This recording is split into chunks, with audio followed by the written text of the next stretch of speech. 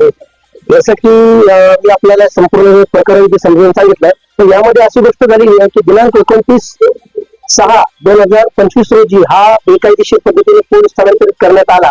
व त्यानंतर आम्ही वारंवार तक्रारी केल्यानंतर फक्त थातूर मातूर कारवाई करण्यात आली. कोणाकडनं? तर अधीक्षक अभियंता श्री संजय खंदारे व तसेच कार्यकारी अभियंता प्रवीण सुटे यांच्या मार्फत.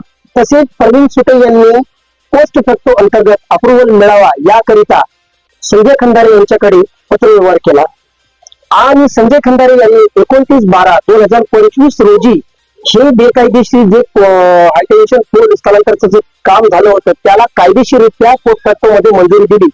जेव्हा की शासनाचा व महावितरणचा जो सर्क्युलर आहे दिनांक 1/8/2024 त्या सर्क्युलर मध्ये स्पष्टपणे नमूद आहे की पहिले बेकायदेशीर पद्धतीने काम करून नंतर पोस्ट फॅक्टो अंतर्गत अप्रुव्हल घेता येणार नाही.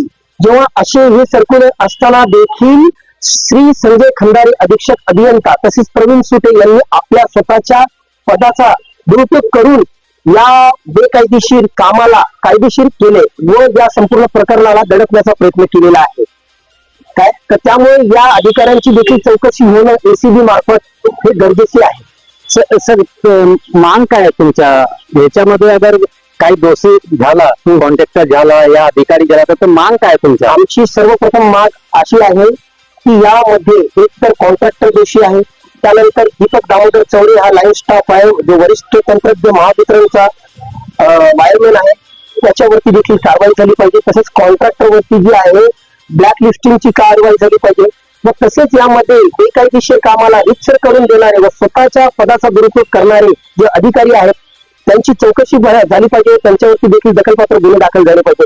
आणि यामध्ये मुख्य जे सूत्रधार आहेत या बेकायदेशीर पूल स्थलांतर प्रकरणामध्ये त्यांच्यावरती इलेक्ट्रिसिटी ऍक्ट 2003 अनुसार व तसेच भारतीय न्याय संहितेच्या कलमानुसार त्यांच्यावरती कारवाई झाली पाहिजे. कारण की या प्रकरणामध्ये सुरुवातीपासूनच हे प्रकरण दाबण्याचा प्रयत्न केला होता.